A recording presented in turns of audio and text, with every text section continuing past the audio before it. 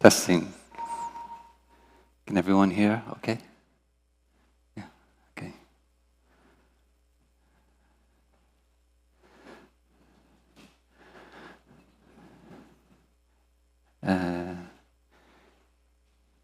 Dịch tiếng Việt có được không? Chưa? Có dịch tiếng Việt? Chưa có.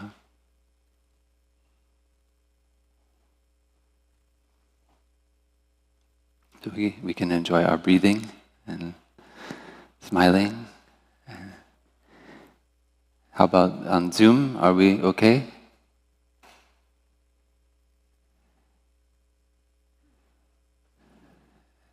I see Dr. Chung. Hello. Can you see me? Okay. Can you hear me? You can hear me. Okay, great. So we have some friends who are joining us on Zoom for this symposium.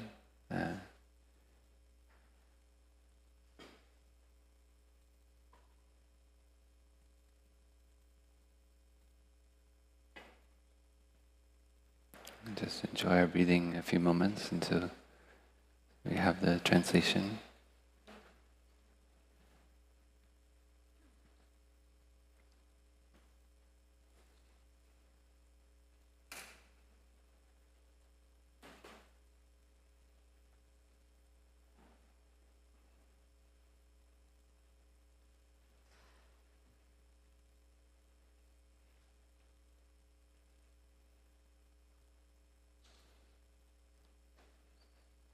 Maybe we can sing, I have arrived, I'm home. I have arrived, I am home, in the here and in the now. I have arrived, I am home, in the here and in the now. I am solid, I am free, I am solid, I am free. In the ultimate I dwell, in the ultimate I dwell. We can do breathing in, breathing out. Breathing in, breathing out, breathing in, breathing out. I am blooming as a flower, I am fresh as the dew. I am solid as a mountain, I am firm as the earth, I am free. Breathing in, breathing out, breathing in, breathing out.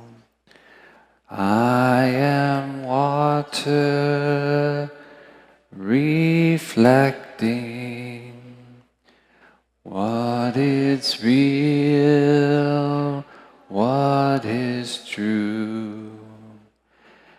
And I feel there is space deep inside of me.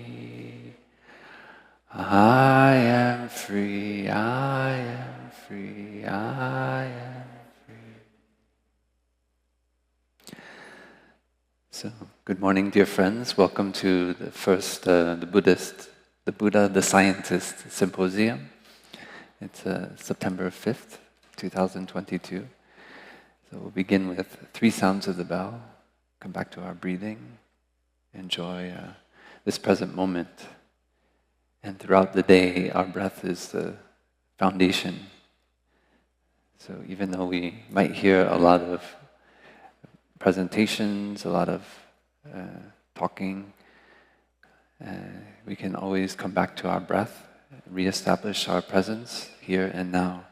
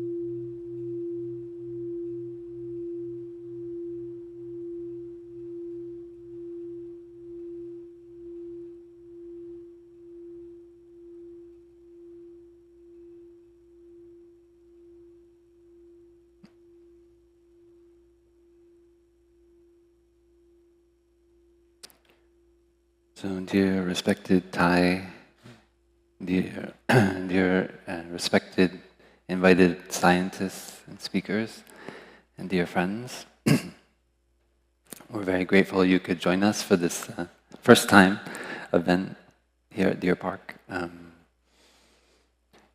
We were sitting with Denise Nguyen and Amy Chen of the Thich Nhat Hanh Foundation earlier this spring, and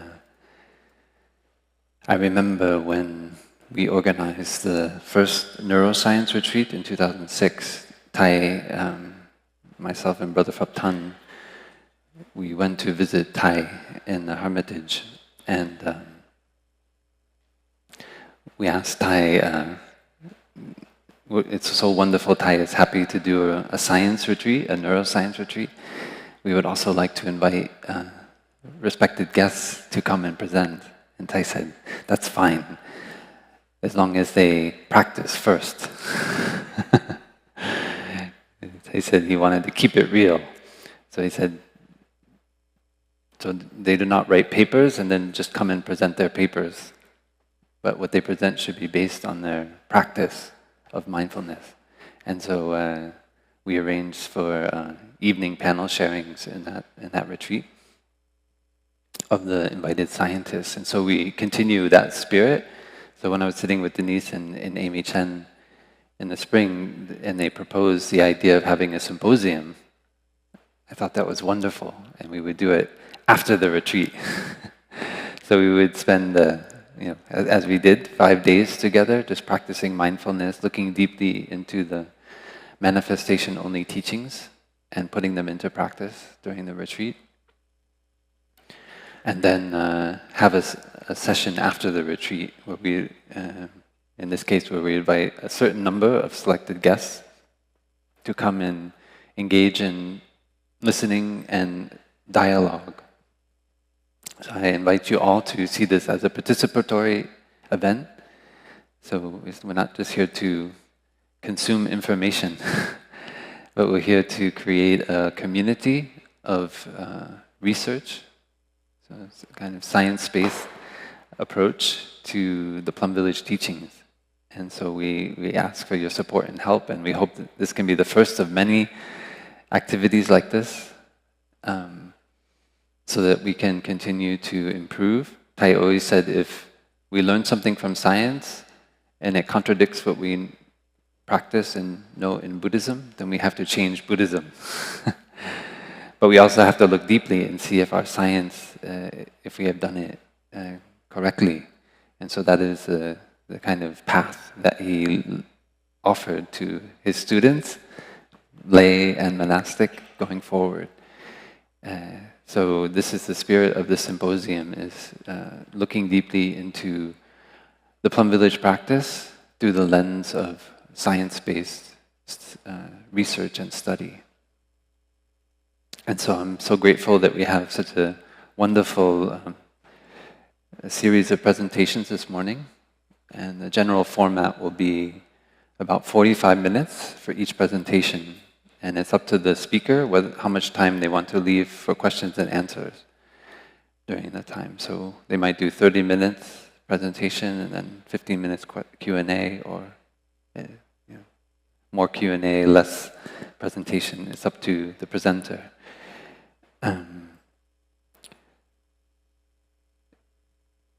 So Tai talked a lot about the science of the Buddha, and my own looking deeply into what kind of science the Buddha engaged in. Because of course, science as we understand it did not exist in the time of the Buddha in the modern sense of having a certain methodology and so forth. And what I learned from the retreat in 2012 that Tai offered, called The Science of the Buddha, is that we can base science on a first-person experience of meditation. So that doesn't mean that we don't do large randomized studies of different people, but we should not forget that the basis of our hypotheses in science is our own experience, our own intuition. So the Buddha went and studied with many teachers, and he put into practice their teachings. We know before the Buddha became enlightened, he studied in at least 2 different communities, and he put their teachings into practice. But he didn't find that they led to complete freedom, complete liberation. So he continued learning and looking. And I think that is a beautiful lesson for all of us, that even in our own tradition, which all of us have found to be so helpful, and all of Thai's insight and learning and experience of practice, Thai wants us to continue to look deeply and to continue to learn and to continue to grow and evolve. And so in that spirit of the Buddha, who continued to look deeply in his own experience of meditation and eventually had his own insight to the nature of causes and conditions. So that is the spirit of the symposium, is to have a group of not only scientists but also meditation practitioners. And some of us maybe have more experience with meditation, some of us have more experience in the realm of scientific research, and we work together in the spirit of brotherhood and sisterhood. And we learn from each other, and we continue to grow with the vision, as I see it, of opening and widening the path, right? Opening the trust and the kind of foundation, widening the foundation of meditation practice. When I first became a monk and then came to Deer Park in 2006, I remember with Phap Luu and many of Sister Dang Nim and many others, Sister Hung Nim and others who are here today, we started to do activities in universities and schools, and we had to be very careful with the language that we used because of the kind of collective attitude toward meditation as being a little bit like woo-woo, or kind of not quite something that has anything to do with real science-based education. And then there was this kind of collective landslide shift in around 2011, and the mindfulness revolution kind of came out, and then suddenly you had meditation practitioners, mindfulness practitioners everywhere who were kind of like coming out of the closet, as it were, in their jobs as school teachers, in corporations, and so forth. And suddenly people were turning around and saying, we have mindfulness practitioners in our corporation or our school, and they're quite proud of it. But up until that point, it was quite tricky to talk about mindfulness or meditation in these spaces. And so now that continues in the area of research. So there's a huge growth of research around mindfulness-based, for example, mindfulness-based stress reduction, mindfulness-based cognitive therapy, and so forth. And there's relatively little research that's been done around Plum Village teachings and the kind of holistic path, mindfulness as part of the Eightfold Path, not just as a separate discipline that's isolated from the rest of the Buddhist teachings, but actually as part of a whole that includes right view, right thinking, and right speech, and so forth. So that is the spirit of this kind of gathering, and what the kind of research we would like to support going forward is this more holistic approach to mindfulness, which includes compassion, which includes understanding, and so forth. So we hope that we can all make important contributions, whether it's through our own individual practice of meditation, or whether it's in our science-based research with groups of participants and papers and so forth. And so that's the kind of spirit of this gathering. And I'll just do an overview of the day so we're aware, for those of us here and on Zoom who are following. So we'll, the first presentation of the day will begin in just a few moments. And so we invite Dr. Diane Gilbert-Diamond and Raina Lanzigan, who have been working on a study along with Plum Village, members of the Plum Village community, researching the health effects of mindfulness training in children. And then we'll have, so have 45 minutes for that, and then we'll have a 15-minute break, so we can go to get some tea, or just enjoy walking outside, use the bathroom, and then we'll gather again at 11:30 for customizing your practice, looking at mindfulness practice through a neuroscience lens and finding individual stability for collective awakening with our senior Dhamma teacher, Joanne Rosen. And then again, with 45 minutes and a short break, and then at 11:30, we have over Zoom, Ellie Weisbaum, PhD, who is at the University of Toronto, and she will share about translating Thich Nhat Hanh's teachings into scientific spaces, the application and research of mindfulness within healthcare. So that's a study with medical students at the University of Toronto who've practiced the Plum Village teachings, and the research that Ellie has done with those students. And then we'll break at 12:15, and 12:30 we'll have lunch. And I heard that the bookshop will then be open after lunch.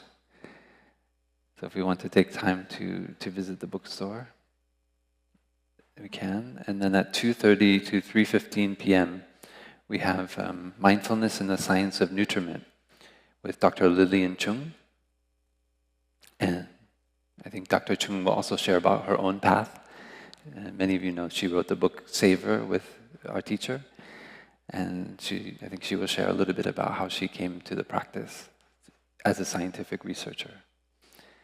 And then at 3:30, we'll have a bridge connecting the Plum Village tradition and mental health therapy with Nina Kuchik, who is a psychotherapist who has been, many of you know here at Deer Park. She's been coming I think this is her 8th year in the Rains Retreat here at Deer Park. So she takes 3 months of every year to practice with the community, and also does her psychotherapy practice and throughout the year. And then the idea is that after Nina's presentation, we will have maybe half an hour, 45 minutes or so to have to invite everyone up here, and if Lillian and Ellie are online, that would be wonderful. But I know it's also late for them on the East Coast. If they want to join for the idea is to have a dialogue with all of the invited speakers and all of us. So there's Q&A throughout with each presentation, but also we'll have a collective dialogue at the end in a closing circle. Okay? Are there any questions about the day?